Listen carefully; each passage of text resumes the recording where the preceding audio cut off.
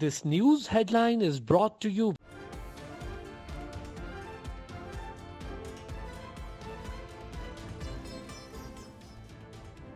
Governor KPK Haji Ghulam Ali ने KPK assembly तहलील करने की समझी पर दस्तखत कर दिए। गवर्नर के दस्तखत करने के बाद केपीके असेंबली और सूबाई काबीना भी तहलील हो गई। वज़ीर आला महमूद खान निगरान सेटअप तक काम जारी रखेंगे।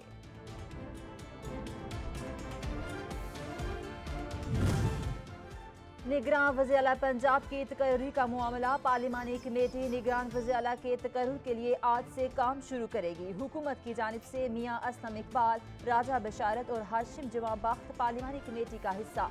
अपोजिशन इत्तेहाद भी 3 नाम पार्लिमानी कमेटी के लिए देगी।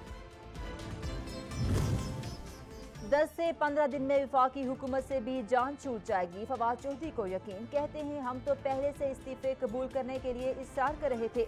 अब बेहतर है कि हुकूमत बाकी मुल्क में भी आम इंतखाबात की तरफ बढ़े। पीडीएम हुकूमत ने अहमकाना फैसले किए जो हमारी गेम में आ गए हैं। जिन बोतल से बाहर आ गया है अब ये संभाल नहीं पाएंगे।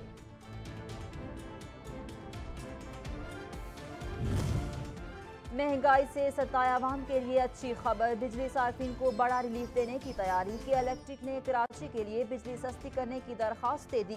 दरख्वास्त में कहा गया कि दिसंबर 2022 की माहाना फ्यूल प्राइस एडजस्टमेंट कीमत में बिजली 10 रुपये 26 पैसे सस्ती की जाए।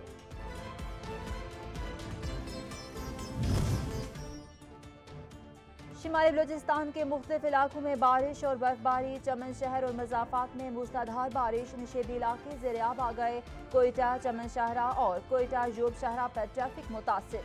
पाक अफगान और पाक ईरान सरहदी इलाकों में भी बादल खुलकर बरसे।